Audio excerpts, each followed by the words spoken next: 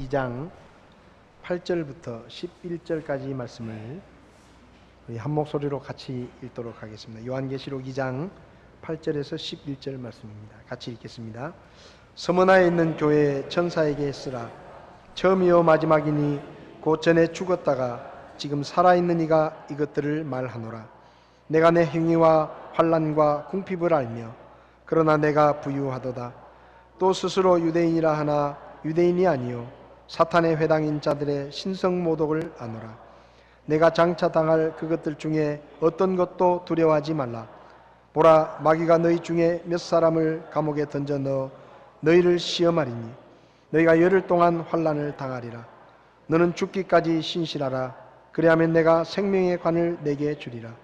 귀 있는 자는 성령께서 교회들에 말씀하시는 것을 들을지어다. 이기는 자는 둘째 사망에게 해를 입지 아니하리라. 아멘. 서신 채로 잠깐 기도하겠습니다. 살아계셔서 오늘도 우리에게 말씀하시는 하나님, 오늘 이 아침에 하나님의 음성을 듣기를 원하오니 주께서 우리에게 말씀해 주시옵소서. 하나님의 말씀을 들을 때 사람의 말로 듣지 않게 하시고 하나님의 말씀으로 듣게 하시며 그 말씀을 믿고 순종함으로 우리의 삶 가운데 하나님의 말씀이 역사할 수 있도록 저희들을 도와주시기를 기도합니다. 부족한 종을 붙들어 주시고 하나님의 입처럼 오직 하나님의 말씀만 선포되게 종을 온전히 다스려 주시옵소서. 구원받을 영혼이 있으면 말씀을 통해 복음을 듣고 깨닫고 믿고 구원받게 하시고, 믿음이 새로워질 영혼들이 있으면 이 말씀을 통해 우리의 믿음이 다시 한번 열심 있는 믿음을 회복할 수 있도록 저희들을 도와주시옵소서. 부족한 종을 주님께 맡기고 예수님의 이름으로 기도했습니다. 아멘. 자리에 앉으시겠습니다. 주님의 교회를 배웁시다라는 주제로 지난 시간부터 주님이 원하시는 교회는 어떤 교회인가라는 주제의 말씀들을 나누고 있습니다. 계시록에 나오는 7교회를 통해서 지난 시간에는 에베소 교회에 관해서 말씀을 나누면서 주님께서는 처음에는 뜨겁게 주님을 사랑하고 구원의 감격을 가지고 열정적으로 주님을 섬기다가 시간이 좀 지나면 사랑도 식어지고 열정도 식어져서 그저 그렇게 주님을 섬기는 그런 교회를 원하시는 것이 아니라 처음이나 지금이나 변함없이 처음 사랑을 간직하고 늘 처음처럼 열정적으로 주님을 섬기는 처음 사랑을 간직한 교회를 원하신다라고 말씀을 드렸습니다. 오늘은 서머나 교회의 말씀을 살펴보면서 결론부터 말씀을 드리면 주님께서는 세상에서 부요한 교회보다 하나님 앞에서 부요한 교회를 원하신다라는 그런 말씀을 드리려고 합니다. 서머나 교회가 있었던 이 서머나라는 지역은 알렉산더 대왕이 처음으로 만든 언덕에 있는 항구 도시입니다. 그런데 계시록이 기록될 당시에도 이 서머나라는 도시는 루디아의 수도 역할을 하면서 상업활동의 중심지였고 무역이 활발했기 때문에 아주 잘 사는 도시였습니다. 부자들이 많고 풍요로운 그런 도시였습니다. 지금도 이 서머나는 이즈미르라는 이름으로 지금은 불리는데 지금도 터키에서 세 번째로 큰 도시입니다. 잘 사는 도시입니다. 서머나는 특별히 오랫동안 로마의 충성을 다했기 때문에 특별히 로마 황제들로부터 각별한 애정을 받았고, 그래서 이 서머나는 여러 가지 면에서 로마 황제를 숭배하는 황제 숭배의 중심지였습니다. 예를 들면 공개적으로 황제에 대한 충성을 약속하지 않으면 장사하는 사람들이 거래도 안 했습니다. 그리고 취직도 시키지 않았습니다. 그리고 심지어는 황제를 공개적으로 황제에게 충성하겠다라고 밝히지 않으면 처형을 시킬 수도 있는 그런 도시였습니다. 상업과 문화의 중심지였기 때문에 잘 살았어요. 그래서 스무나는 외지 사람들도 많이 들어와서 살았습니다. 특별히 유대인들도 이 스무나라는 도시가 아주 부자 도시였기 때문에 유대인들도 유난히 스무나라는 도시에 많이 몰려들었고, 그리고 회당을 중심으로 나름대로의 세력을 유지하고 있었습니다. 근데 유대인들이 이 타국 땅인 스무나에 와서 세력을 유지할 수 있었던 이유 중에 하나는 로마 이 정치인들에게 쉽게 말하면 아부를 잘하고 뇌물을 주고 이 로마 정치인들에게 아주 잘 보이는 일들을 많이 했습니다. 그 중에 하나가 뭔가 하면 예수 믿는 사람들은 로마 황제를 주로 섬기지 않고 자기들이 믿는 예수를 주로 섬긴다. 그래서 이 그리스도인들을 고발하는 거예요. 황제를 모독한다.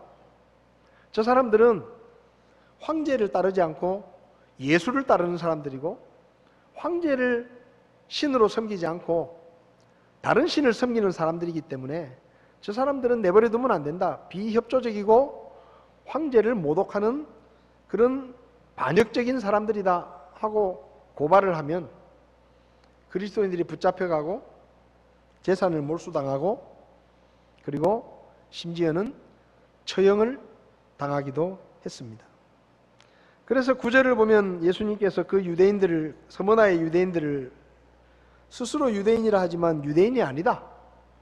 저 사람들은 자기들이 유대인이라고 하지만 유대인이 아니고 오히려 사탄의 무리에 속해서 하나님을 모독하는 그런 사람들이다 라고 말씀하실 만큼 스무나의 유대인들은 교회를 핍박하고 그리스도인들을 괴롭히는데 앞장섰던 도시입니다. 스무나 성도들은 많은 핍박을 받았습니다. 오늘도 본문에 보면 내가 내 행위와 환난과 궁핍을 안다라고 주님이 말씀하셨는데, 이 스무나의 기독교의 핍박의 가장 유명한 이야기가 폴리갑이라는 스무나 교회 목사님의 순교 이야기입니다. 이 폴리갑은 스무나 교회에서 목회를 하다가 86세쯤 되었을 때 체포를 당합니다. 그리고 86세 노년에 붙잡혀왔기 때문에 로마 총독이 그래도 이 노인을 죽이는 것보다 좀 봐주는 게 좋겠다라는 생각이 들어서 자기 딴에는 자비를 베푼다고, 폴리갑이여, 나는 당신같이 이렇게 나이 많은 사람을 죽이고 싶지 않습니다. 뭐 그 나이에 예수 믿는 것 때문에 죽으려고 하느냐. 지금이라도 거짓말이라도 좋으니까 그냥 내 앞에서만 나 예수님 안 믿는다고 그렇게 부인해주면 내가 당신 풀어주겠다. 그러니까 거짓말이라도 내 앞에서 한마디만 하면 된다. 그러면 풀어줄 테니까 그렇게 하시오 하고 자기 딴에는 자비를 베푸는 마음으로 그렇게 말을 했습니다. 그때 이 폴리갑이 유명한 대답을 합니다. 총독이시여, 내가 지난 86년 동안 주님을 믿고 주님을 섬겨왔는데 그분은 지금까지 단 한 번도 나를 부인하거나 나를 모른다고 하신 적이 없습니다. 그런데 내가 이 나이에 살면은 얼마나 더 살겠다고 내가 어떻게 그분을 부인할 수 있겠느냐? 그분은 나의 왕이시고 그분은 나의 주님이시고 나의 구원자이십니다. 총독 당신도 예수를 믿으시오. 그렇게 대답을 했습니다. 그러니까 그 말을 듣고 이 총독이 약이 올라가지고 폴리갑을 죽이는데 가장 잔인한 방법으로 죽입니다. 나무를 쌓아놓고 거기다 기름을 붓고 폴리갑을 세워놓고 산채로 불에 태워 죽입니다. 근데 로마 군인들이 이 폴리갑이 불이 뜨거우면 도망을 칠까봐 도망을 치지 못하도록 쇠사슬로 기둥에다가 묶으려고 하니까 이 폴리갑이 이렇게 말했다고 합니다. 나는 필요 없다. 내가 도망가지 않을 테니까 나를 묶을 필요가 없다. 내가 여기서 이렇게 죽는 것도 하나님께 영광인데 내가 왜 도망을 치겠느냐. 그래서 기둥에 묶지 않았습니다. 장작에 불이 붙여졌고 그 불타는 가운데서 이 폴리갑 목사님이 순교를 했습니다. 이 폴리갑의 이야기는 서머나의 성도들이 어떤 핍박과 어떤 환난을 겪었는지를 단적으로 우리에게 보여주는 이야기이기도 합니다. 서머나 교회 성도들은 당시에 가장 풍요롭고 가장 부요한 도시에 살았지만 세상의 풍요로움과 부요함은 전혀 누리지 못하고 오히려 예수님을 믿는다는 것 때문에 환난과 핍박을 당하고 경제적인 불이익과 손해를 당하면서 가난과 궁핍 가운데서 힘들게 살아야 했습니다. 그럼에도 불구하고 서머나교회 성도들은 그 어려움 가운데서 믿음을 지켰고 계시록에 나오는 7교회들 중에 예수님께서 칭찬도 하시고 책망도 하셨는데 서머나 교회와 필라델피아 교회 두 교회만 책망을 듣지 않고 칭찬만 들었습니다. 이 서머나 교회 성도들은 예수님께로부터 칭찬만 들을 만큼 책망할 것이 없는 믿음의 삶을 살았다는 이야기입니다. 그렇다면 이 서머나 교회를 통해서 우리가 배울 수 있는 교회에 대한 교훈은 무엇인가? 한마디로 말하면 예수님은 교회가 세상에서 부요하게 되기보다 하나님 앞에 부요하게 되기를 원하신다는 것입니다. 서머나 교회 성도들은 당시 가장 부자 도시에 살았습니다. 그런데 사람이요, 가난한 도시에서 가난하게 사는 것은 그렇게 고통스럽지 않습니다. 다 가난하니까. 우리나라도 그랬잖아요. 옛날에 보릿고개가 있을 때는 다 가난하니까 가난한 것이 부끄럽지도 않았고 그게 크게 흉이 되지 않았어요.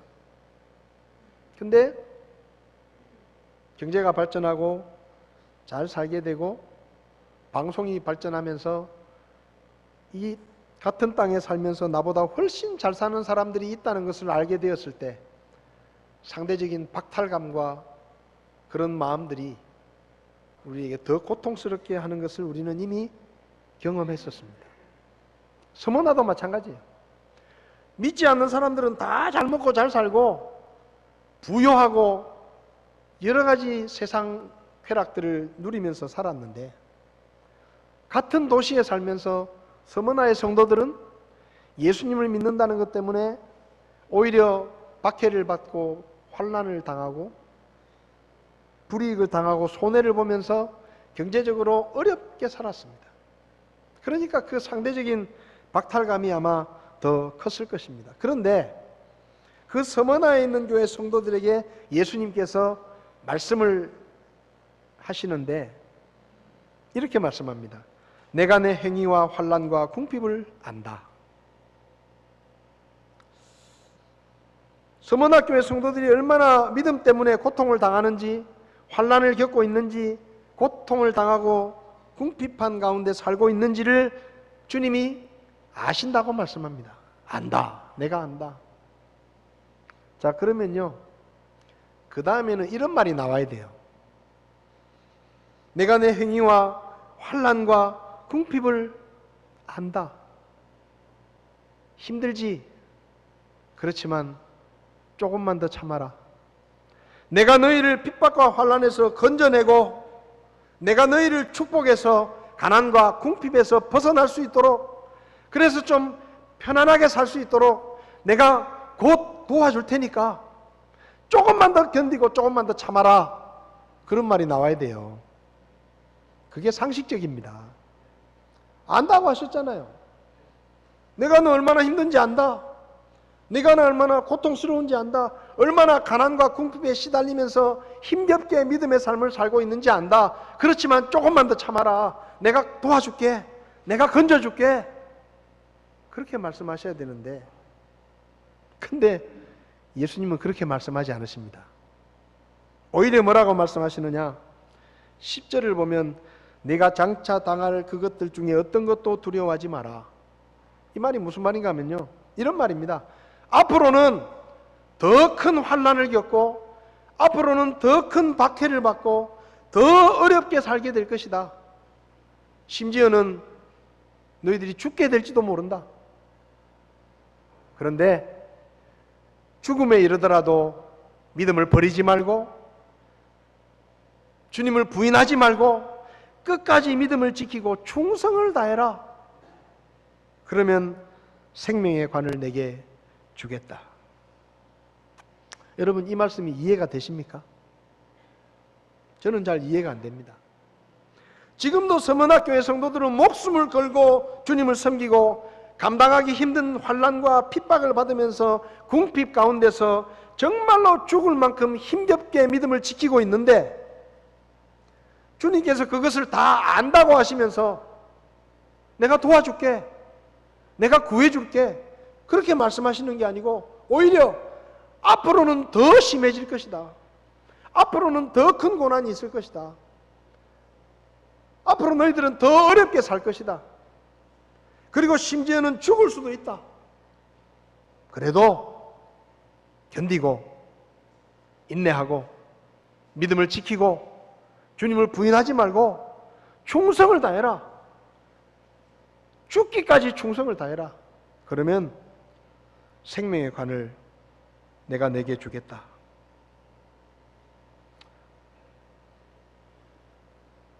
불에 기름을 붓는 것 같은 말씀입니다. 지금도 힘들어 죽겠는데 더 힘들다고 말합니다. 지금도 견디기 힘든데, 지금도 고통스러운데 죽을 수도 있다고 말합니다. 건져주겠다는 약속도 없고 구해주겠다는 말씀도 없으시고, 더 힘들 텐데, 더 고통스러울 텐데, 죽을 수도 있는데 그래도 믿음을 지켜라. 그래도 죽기까지 충성해라. 그러면 내가 생명의 관을 너에게 주겠다. 여러분이 서문학교의 성도들이라면 이 말씀을 듣고 무슨 생각이 들겠습니까? 힘이 난다. 아, 역시 주님이 알아주시는구나. 아, 조금만 더 견디면 주님이 나를 구해주시겠지.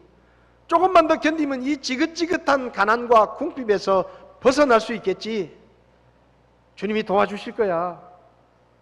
그렇게 생각하면서 참고 견뎌왔는데, 기껏 주님이 하시는 말씀은 도와주겠다, 구해주겠다, 너희들의 짐을 덜어주겠다가 아니고 앞으로 너희들은 더 힘들 거야.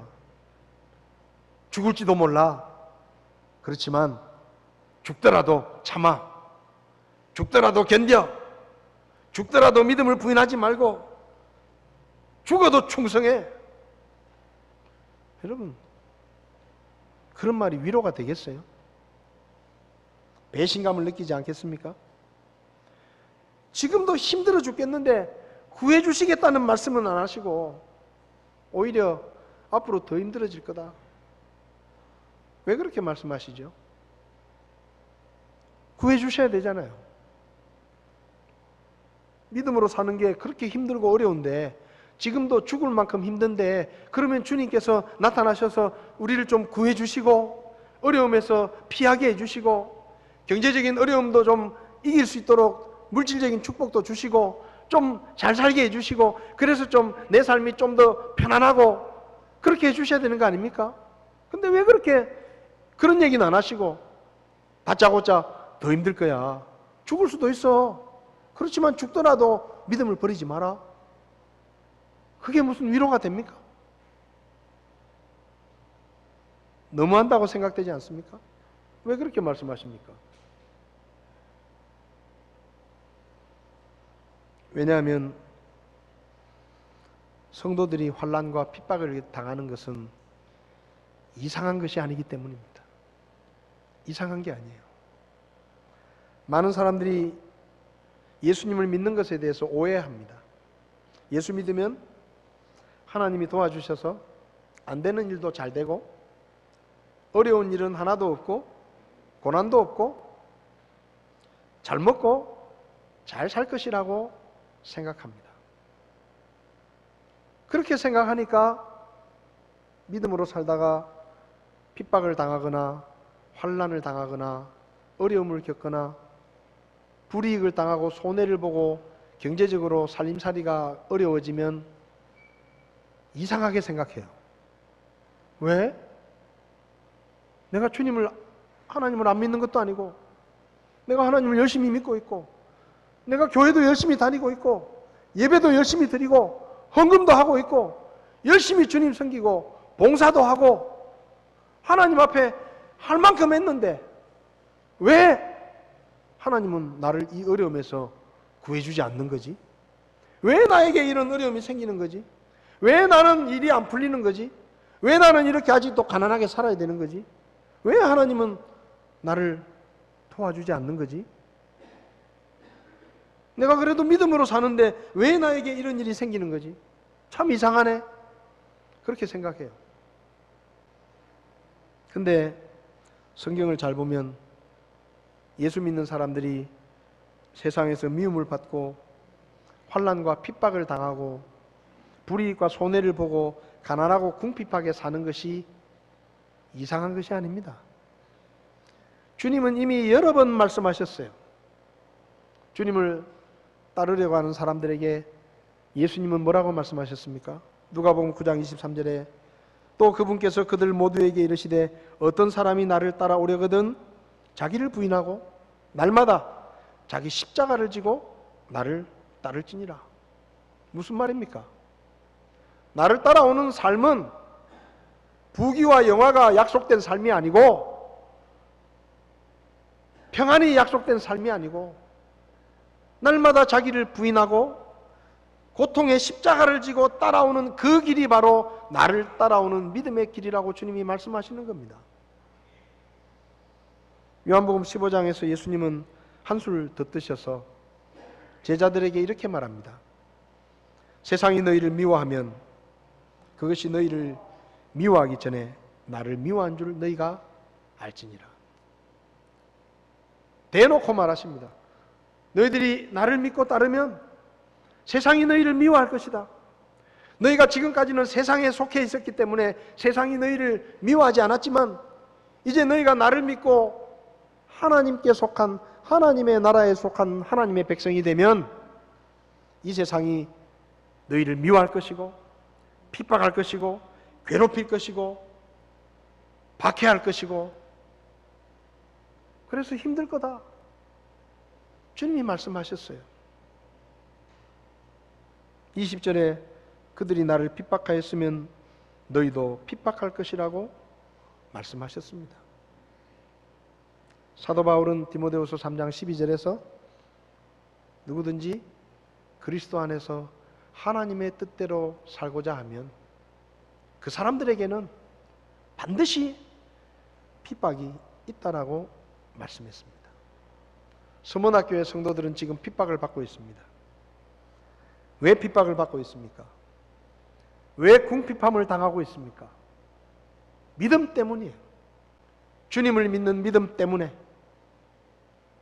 그들이 이 세상에 속한 사람들이 아니었기 때문에, 그들이 이 세상이 섬기는 마귀를 섬기지 않고 살아계시고 참되신 하나님을 섬기고 있었기 때문에 그들은 핍박을 받고 환난을 당했고 불이익과 손해를 당하며 경제적인 어려움과 궁핍 가운데 힘들게 살고 있는 겁니다.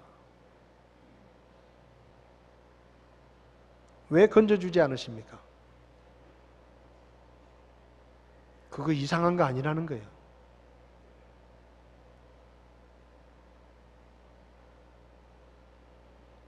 잘 안다고 하시면서 왜 건져주시지 않죠? 왜 좀 편하게 살게 만들어주시지 않으시죠? 오히려 죽을 수도 있다. 죽음에 이르더라도 믿음을 지켜라. 왜 그렇게 말씀하십니까? 야속하게. 그들이 겪고 있는 환난과 핍박이나 궁핍과 가난이 부끄러운 것이 아니라 그리스도인의 합당한 고난과 핍박이었기 때문입니다. 그들이 당하는 핍박과 궁핍은 그들이 하나님께 속한 사람들이라는 것을 증명하는 증거였고, 그들이 거룩한 삶을 살고자 하는 사람들이라고 하는 살아있는 증거였습니다.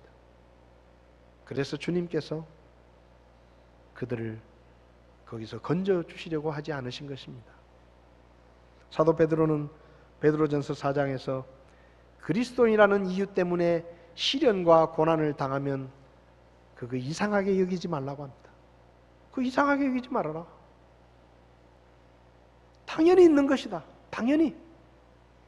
그건 부끄러운 것도 아니고 수치스러운 것도 아니고 창피한 것도 아니고 그것은 빨리 피하고 싶을 것도 아니고 그것은 마땅히 주님을 믿고 그분의 뒤를 따라가는 사람들이 마땅히 치러야 할 대가이고 마땅히 겪어야 할 고난이다 라고 말씀하십니다. 베드로는 말합니다. 너희를 단련하려 오는 불같은 시련에 관하여 마치 이상한 일이 너희에게 일어난 것 같이 이상히 여기지 마라. 왜 이러지 내가? 나 예수님 잘 믿는데, 나 믿음으로 살려고 하는데 왜 하나님이 나를 도와주지 않는 거야? 왜 나에게 이런 어려움이 생기는 거야? 하나님은 도대체 뭐 하시는 거야? 그렇게 생각하지 말라는 거예요. 오히려 너희가 그리스도의 고난에 참여하는 자가 되었으므로 기뻐하라. 왜 예수님이 서문학교의 성도들을 구해주지 않고 내버려 두십니까? 그리스도의 고난에 참여하는 영광스러운 고난이기 때문입니다. 비방을 받고 박해를 받고, 베드로는 말합니다. 너희가 그리스도의 이름으로 인해 비방을 받으면 행복한 자로다.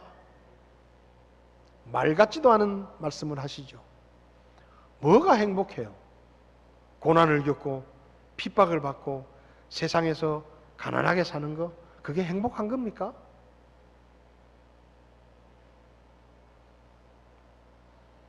베드로는 계속 말합니다. 그럼에도 어떤 사람이 그리스도인으로 고난을 받으면 그는 부끄러워하지 말고 도리어 이 일로 인해 하나님께 영광을 돌려라. 주님 때문에 고난을 당하고 주님 때문에 핍박을 받고 주님 때문에 불이익을 당하고 손해를 보고 가난하게 사는 것 부끄러운 거 아니다. 영광스럽게 여기고 하나님께 영광을 돌려라.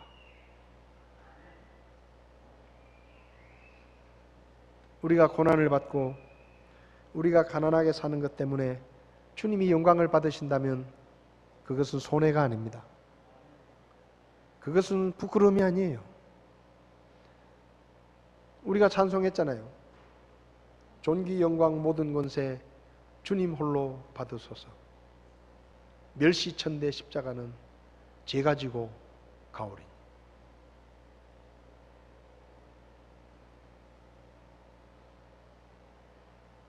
병든 아들을 위해서 내가 아파, 내가 대신 아파서 아들이 나올 수 있다면 그것은 부끄러운 것이 아닙니다. 그것은 피하고 싶은 것이 아닙니다. 오히려 그렇게라도 되었으면 바라는 일입니다. 내가 아파서 내 아들이 나올 수 있다면, 내가 손해보고 내 아들이 잘 될 수 있다면 그 아픔과 그 손해는 즐거움이고 기쁨이고 영광입니다. 그래서 부모들은 그렇게 되기를 바라요. 아들이 병원에 누워있으면 드라마에서만 그렇게 하는 게 아니고 진짜 부모 심정이 그렇습니다. 내가 아프고 네가 안 아팠으면 더 좋겠다. 원해요. 내가 고난을 받고 내가 가난하게 살아서 나를 위해 십자가에 죽으시고 부활하신 그분이 조금이라도 영광을 받으실 수 있다고 하면 그것은 부끄러운 것이 아닙니다. 그것은 우리의 영광입니다. 그걸 주님이 아셨기 때문에 서문학교의 성도들을 고난과 핍박에서 건져주시지 않으셨고, 더 큰 고난과 핍박을 당할 걸 알면서도 막아주지 않으신 겁니다. 그게 더 서문학교의 성도들에게 영광스러운 일이기 때문에, 세상에서 좀 편한 것보다, 세상에서 좀 잘 먹고 잘 사는 것보다, 세상에서 핍박을 받지만, 궁핍하게 살지만 그것으로 인해 하나님께 영광이 돌아갈 수 있다고 하면 그것이 훨씬 더 부요함이라는 것을 알았기 때문에 주님은 그들을 핍박과 고난에서 건져주지 않으신 겁니다. 여러분도 혹시 주님을 믿는 것 때문에 어려움을 당하면, 예수 믿는 것 때문에 좀 불이익과 손해를 당해서 가난하게 살면 그거 부끄럽게 여기지 마십시오. 사실요, 딱 깨놓고 이야기하면 우리도 지금보다 더 잘 먹고 잘 살 수 있습니다. 안 믿는 사람들처럼 독하게 살면 더 잘 살 수 있어요. 적당히 사기치고, 적당히 거짓말하고, 적당히 타협하고, 불법은 아니지만 법을 좀 교묘하게 이용해가지고 다른 사람 등치고 좀 더 독하게 살면 더 잘 살 수 있어요. 근데 우리가 그렇게 못 살잖아요. 왜? 예수 믿는 것 때문에. 세금 다 떼먹고, 거짓말하고, 적당히 술 먹고 어울려주고, 한 사람 바보 만들면서 돈 빼돌리고, 그렇게 살면요, 지금보다 더 잘 살 수 있어요. 근데 우린 그게 안 되잖아요. 예수 믿는 것 때문에.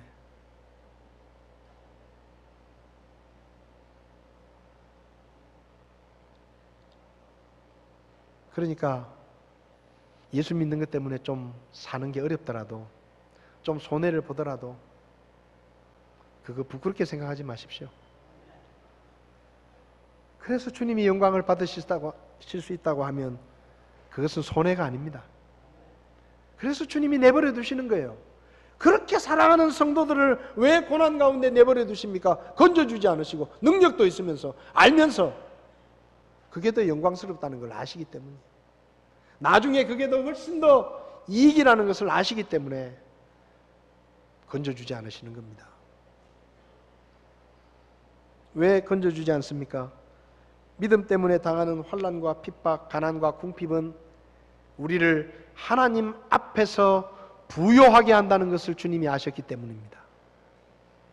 여러분, 주님이 말씀하시죠. 내가 내 행위와 환난과 궁핍을 알며, 그 다음에 이렇게 말씀하십니다. 그러나 내가 부유하도다. 무슨 말이에요? 사람들은 너를 가난하다고 말할 것이다. 예수 믿는 것 때문에 손해를 보고 핍박을 받고 고통을 당하고, 아이고 저것들 예수만 안 믿으면 더 잘 살 수 있을 텐데, 예수만 안 믿으면 저런 어려움은 안 당할 텐데, 예수만 안 믿으면 더 편하게 살 수 있을 텐데, 저 어리석은 것들, 저 불쌍한 것들, 세상은 너희를 그렇게 말할 것이다. 그러나 너희들을 하나님 앞에서는 부자다. 너희가 진짜 부자다. 주님이 말씀하십니다. 그렇잖아요.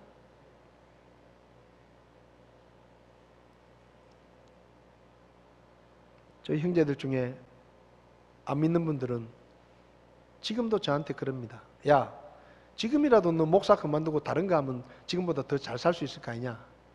그 목사 그만두면 안 되냐? 제 친구들도 그래요.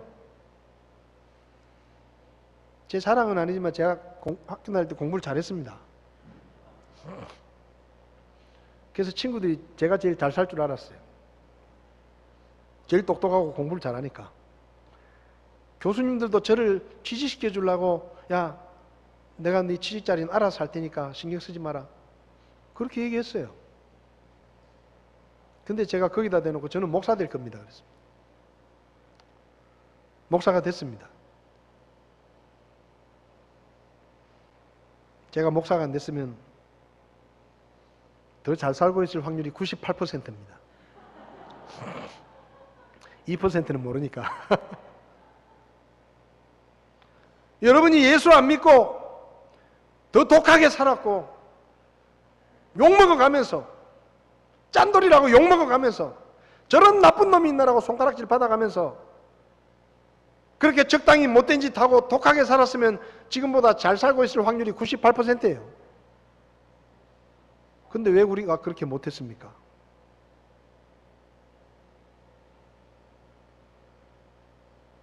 왜 하나님은 우리를 부자로 안 만들어줍니까? 왜 믿음 때문에 당하는 핍박에서 건져주지 않으십니까? 하나님이 능력이 없습니까? 모릅니까? 다 아시면서 충분히 하실 수 있는 능력도 있으면서 왜 우리를 안 건져주시죠? 왜 우리를 대구에서 제일 잘 살게 못 만들어주시죠? 그러면 하나님이 더 크게 영광을 받으실 것 같은데. 네? 봐라, 내가 하나님이 축복하셔서 대구에서 제일 부자가 됐다. 니들도 예수 믿어라. 그럼 잘 된다. 그러면 학교 다닐 때 내보다 공부 잘했던 내 친구도 예수 믿을 것 같은데, 전도도 잘 될 것 같은데 왜 그렇게 안 해주시죠? 우리가 기도를 안 하는 것도 아니잖아요. 주여 이 고난에서 빨리 저를 구해 주십시오. 기도 안 하는 것도 아니잖아요. 하나님이 지긋지긋한 가난에서 저를 좀 구해 주십시오. 기도 안 하는 거 아니잖아요. 근데 왜 구해 주시지도 않고 왜 돈벼락을 맞게 안 해주시죠? 그러면 좀 편하게 살 것 같은데.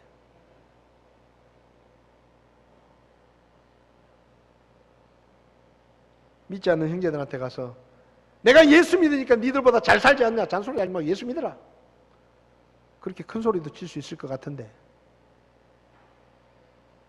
주님이 우리에게 원하시는 것은 우리가 이 세상에서 부유하게 되는 것이 아닙니다. 하나님 앞에서 부자가 되는 거예요.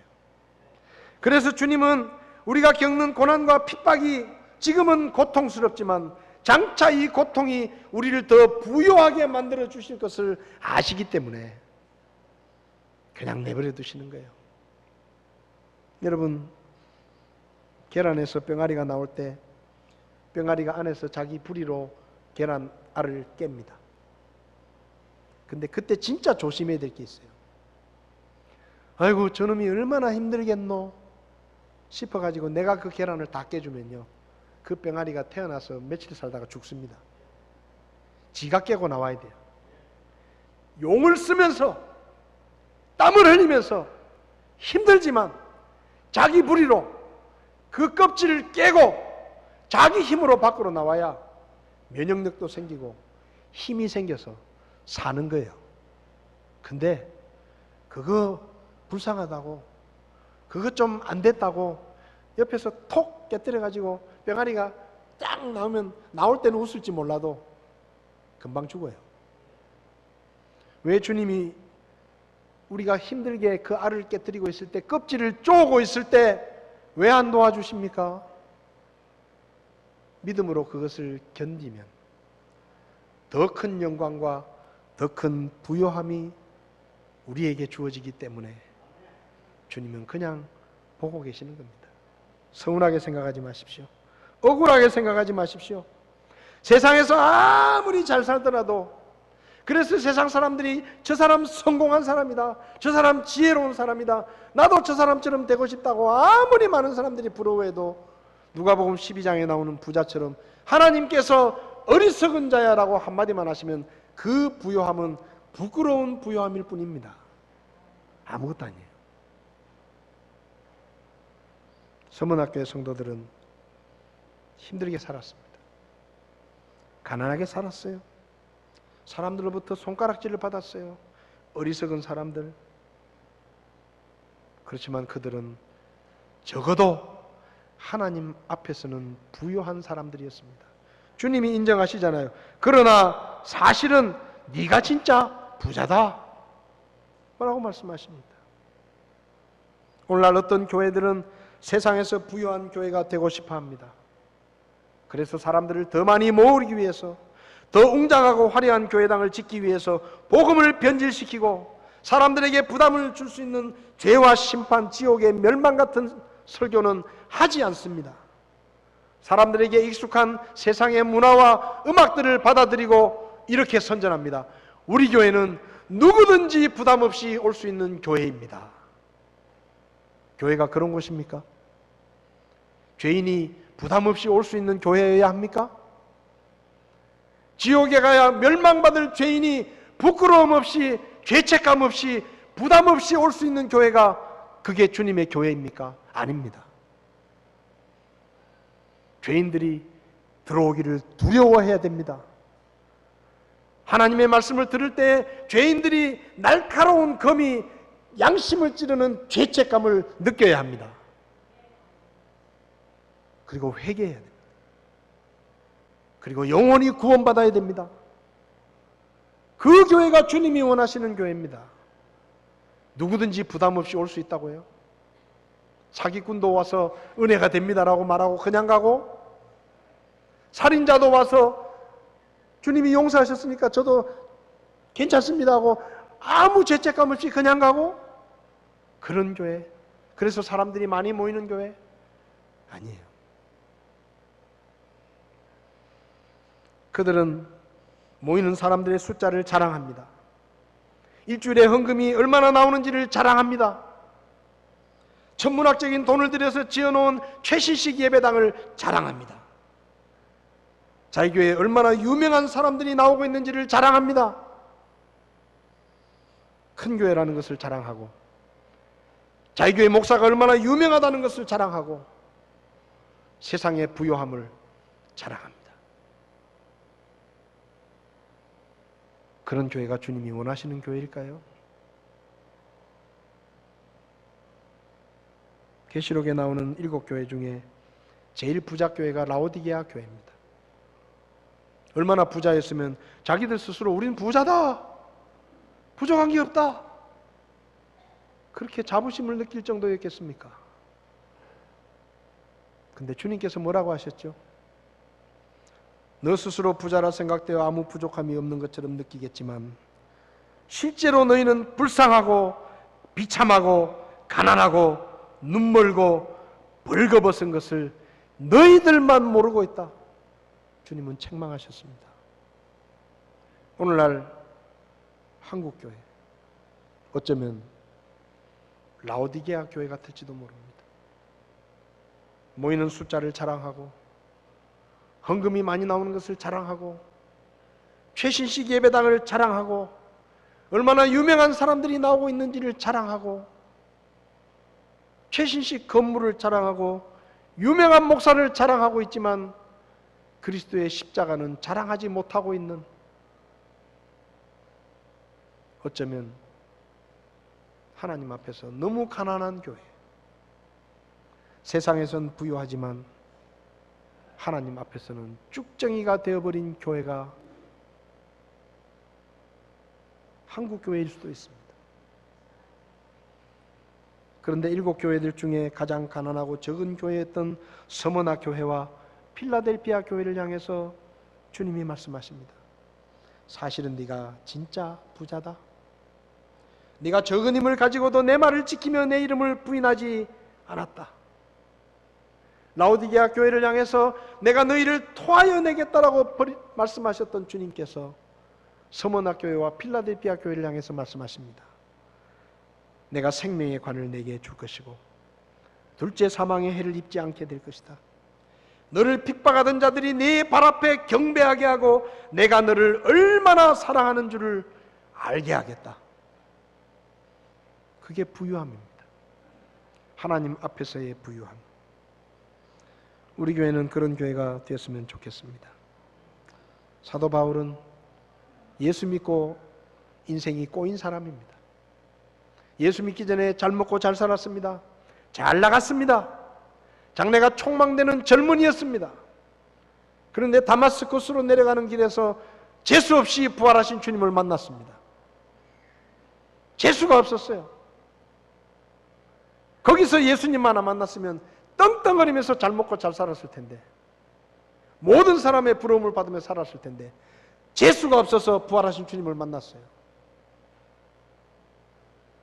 그리고 그분을 만나서 다 잃었습니다. 아니, 그는 잃었다고 표현하지 않습니다. 내가 버렸다라고 말합니다. 배설물처럼 버렸다. 미련 없다. 사람들은 그를 보고 저놈이 돌았나? 얼마든지 잘 먹고 잘 살 수 있는데 예수 하나 믿는 것 때문에 저렇게 쪽박을 차고 평생 죽을 고생을 하면서 사는데 저게 뭐가 저래 좋다고 저래 쫓아다니고 있나? 그렇게 이상하게 생각했을 것입니다. 고린도서 11장에서 그는 그가 당했던 고난들을 수도 없이 나열합니다. 그런데요, 불평 한마디 없습니다. 불평 한마디 없어요. 내가 손해봤다라고 말하지 않습니다. 왜요? 로마서 8장 18절에서 그는 이렇게 말합니다. 같이 읽어보겠습니다. 로마서 8장 18절 같이 읽겠습니다. 내가 생각하건대 이 현 시대의 고난들은 앞으로 우리 안에 나타날 영광과 좋게 비교될 수 없도다. 지금 고난, 박해? 그래, 많이 박해해라. 나를 짓밟아라. 나를 때려라. 나를 감옥에 가둬라.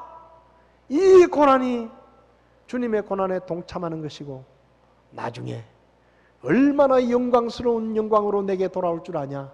계속 밟아라. 계속 때려라. 그는 그렇게 믿음의 길을 갔습니다. 그리고 그는 하나님 앞에서 부자가 되었습니다. 2000년이 지났는데 지금도 그 사람의 이름을 우리가 기억하고 있잖아요. 지금도 그 사람의 이야기를 우리가 이야기하고 있잖아요. 지금도 얼마나 많은 사람들이 그를 본받기를 원합니까? 그 정도면 부자 된 거 아니에요? 로마 시대 때 가장 큰 부자를 우리는 누군지 모릅니다. 근데 사도 바울은 알잖아요. 부자 된 거 아닙니까? 우리 교회가 하나님 앞에서 부자가 되는 교회가 되기를 바랍니다. 세상에선 가난해 보여도 하나님 앞에서 주님께서 사실은 네가 부자다, 네가 진짜 부자다, 그 얘기를 들을 수 있는 저와 여러분들과 우리 교회가 될 수 있기를 바랍니다. 기도하시겠습니다.